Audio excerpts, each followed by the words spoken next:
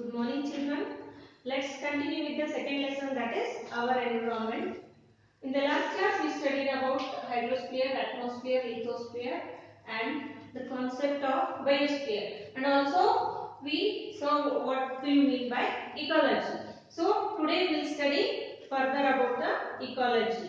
So, in the last class, we studied that there will be a continuous interaction between non-living and living factors, like non-living factors like heat, temperature, or light.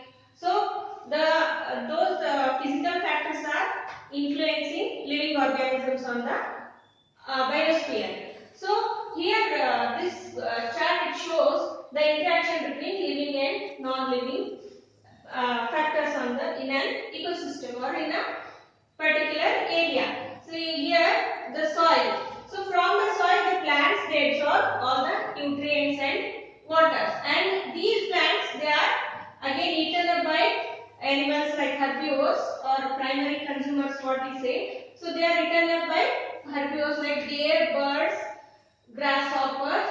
So these herbivores are again eaten up by the next level, that is snakes. Birds are eaten up by snakes. Grasshoppers are eaten up by frogs, and the deer is eaten up by the carnivore tiger, and these snake again eaten up by the carnivore or consumer, secondary consumer, that is eagle, and the frog is eaten up by bear. So this there is a link between every organism from producer to consumers. So plants are the producers. So when all these die, even plants die, all the animals when they die, they are again brought back to the soil. So when the dead bodies of these organisms, they are broken down by microorganisms in the soil. Means the nutrients what all the plant has absorbed, they have flown through all these organisms, and again they are brought back to the soil only. So through microorganisms, when the microorganisms they break down the dead bodies of the animals or plants, so the nutrients they are again added to the soil. So this interaction among organisms, this explains two basic laws of ecology. The first one is we can never do any one thing in nature. So that means, for example, so plants they are not only producing. So even though they are producers, they are not only producing, but they are providing food to the other organisms. So it is not only the one thing they are doing. So they are providing food. So in the same way, the grasshoppers or the birds or deer, so they are not only eating on the plants, they are providing, they are becoming food of next level organisms or carnivores. So we cannot never do any one thing in the nature. Next law it is, in nature everything is connected with everything else. So that means, so even the plants absorb nutrients from the soil. So the nutrients are from the plants, they are reached to the next level herbivores. Means the herbivores are indirectly dependent on the nutrients, and again these nutrients are brought back to the soil through microorganisms. So everything is interrelated, connected with everything else. So nothing is independent in nature. So these are the two basic laws of ecology. So now let's study about levels of organization in ecology.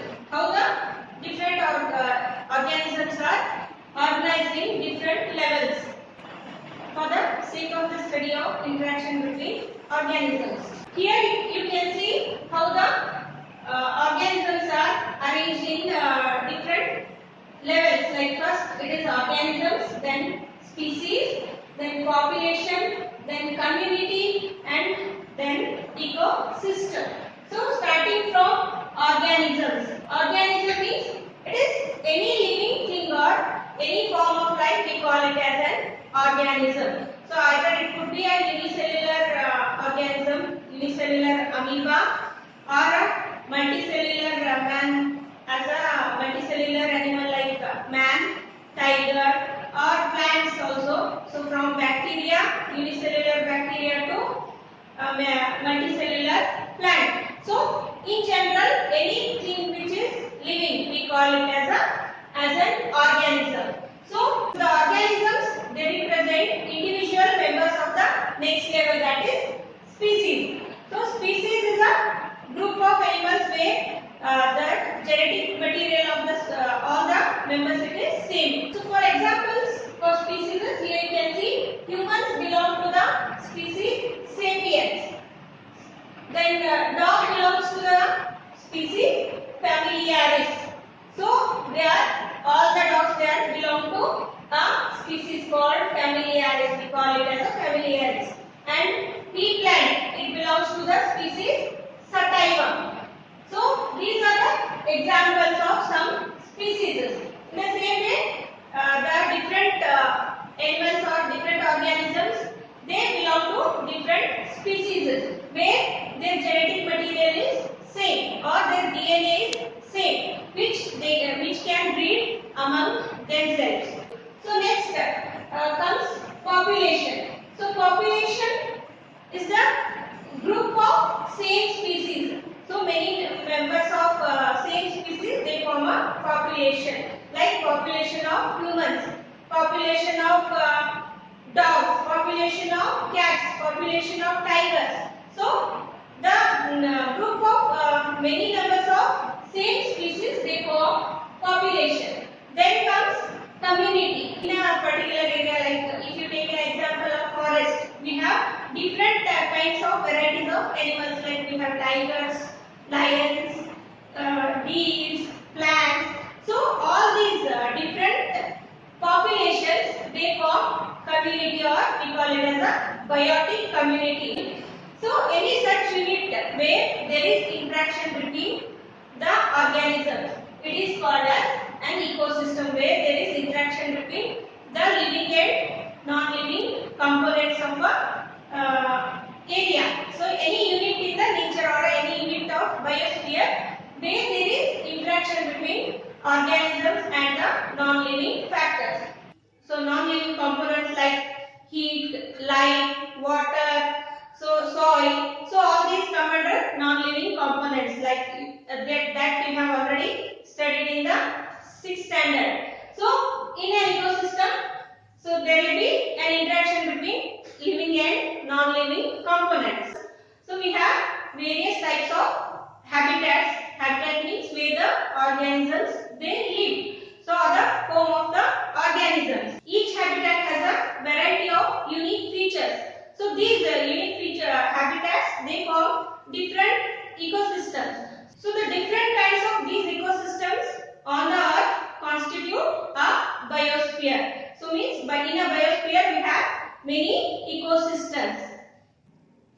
So you have seen various types of ecosystems around you. For example, the forests, the pond or oceans, estuaries. Estuary means the sea river mouth where it joins with the sea. It is called as the estuary, or the river mouth where it joins with the sea. So for desert. So these are the some examples of ecosystems.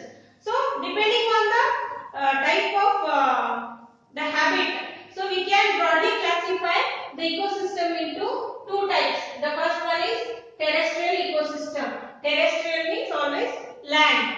So the ecosystem present on the land, or desert, grassland, or forests, or the mountains. So all these come under terrestrial ecosystem. So then the next it is aquatic ecosystem. Aquatic means so where the surrounding it is water. So for example, ponds, lakes, oceans, rivers, all these come under aquatic ecosystem. So apart from these natural ecosystems, so man also made many ecosystems, man-made ecosystems. So can you just guess any ecosystem which has been made by man? Is exactly aquarium is a simple example which is made by man.